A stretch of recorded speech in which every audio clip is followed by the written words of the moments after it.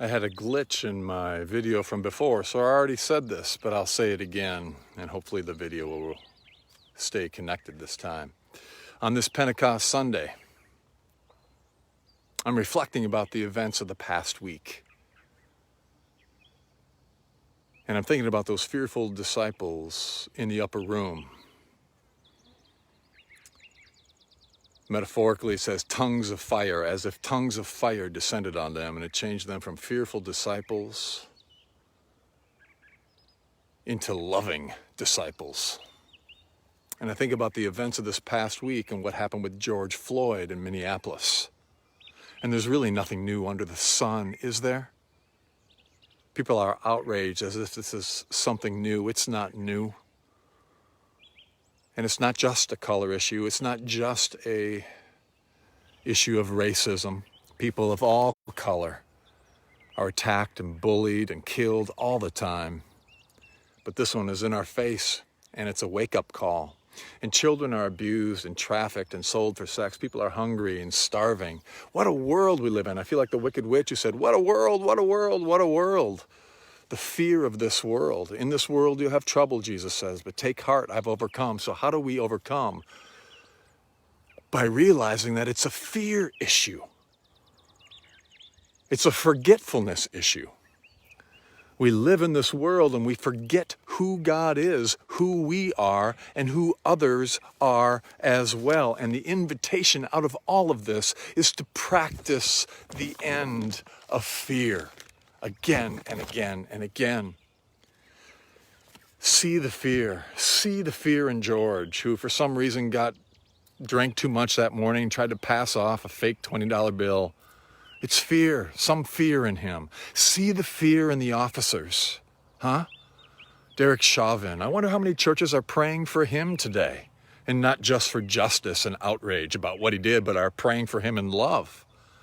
See the fear in him, and see the fear in the other officers that prevented them from intervening. Fear, fear, fear.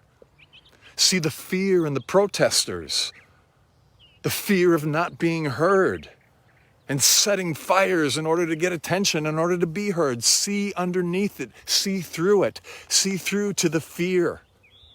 See through the news media and the fear mongers who want to ramp it up even more and create more and more fear.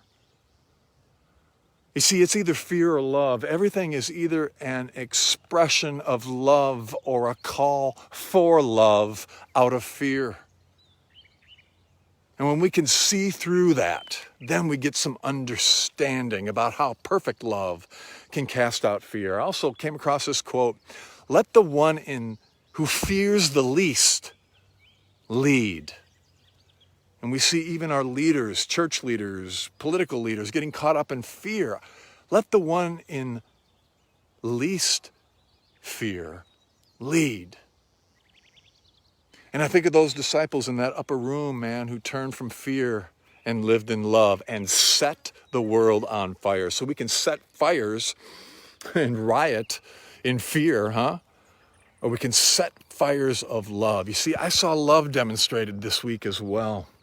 The love of the artist who painted that beautiful mural of George Floyd on that wall.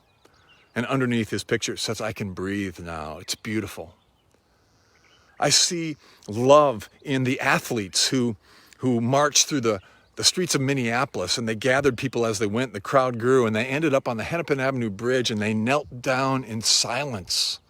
Man, it was a powerful nonviolent protest, and it filled me with shivers as I saw it. And in seeing that, I'm like, yes, Martin Luther King and Gandhi, you were right. The power of nonviolent protest, the power of love demonstrated like that, sets the world on fire. And I've heard stories again and again of people collecting bags of food and hundreds of bags of food that are at the site for people to take now that the grocery stores are burned. You see, love will prevail. Can we choose to live in that love? Practice the end of fear and live in love. I hear even George's brother has collected over $4 million already in a fund. The love that flows, and we get to choose. And it starts with us. How do I change the world? By changing my mind about the world and by changing myself and practicing the end of fear. And seeing that we're really all one. There's pieces of George Floyd in me, pieces of that cop in me, pieces of the protesters in me. Can I see through to it? But that's ego, that's personality, that's concentrating on the body and the world. Spiritually, when we remember who God is, who we are, and who we are in Him, and our task in this world to love, man, it all makes sense. So can we start practicing living in the kingdom of God's love more and more, rather than living in the kingdom of fear and the fear that the world wants to create more and more and more? So we get to choose. And so may today you and I practice the end of fear by trusting in Him who is our loving Father, by knowing that we're held, and by letting Him reveal all things to us so that we'll know moment by moment as we extend love and express love, which is the miracle, that things begin to change. So who can explain it all? Who can describe it all? Just some words and thoughts from me.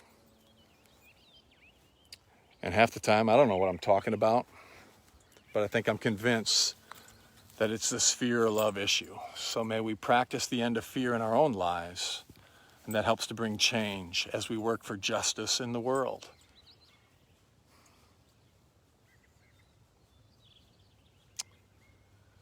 Let the one in the least fear lead. So may we practice again and again the end of the fear, end of our fear, as we work for love and justice in the world. Well, I'll stop now. Take what's helpful, leave the rest. Until next time, may you live all the days of your life.